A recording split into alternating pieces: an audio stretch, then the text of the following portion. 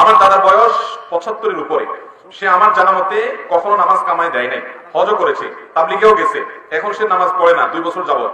আমরা যদি নামাজ পড়তে বলি সে বলে 80 বছর হলে নামাজ পড়তে হয় না। এখন আমাদের করণীয় কি?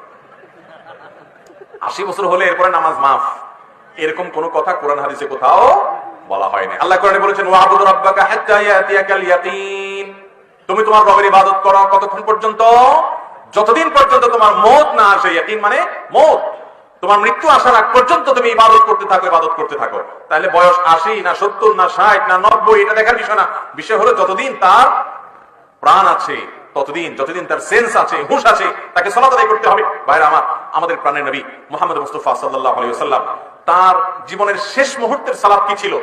তিনি সালাতের জন্য তার রুম থেকে উঠে, আপনারা যারা মদিনায় গেছেন মসজিদে নববীতে জানেন, নবীজি সাল্লাল্লাহু আলাইহি ওয়াসাল্লামের কবর যেখানে, সেটাই তার বাসা ছিল।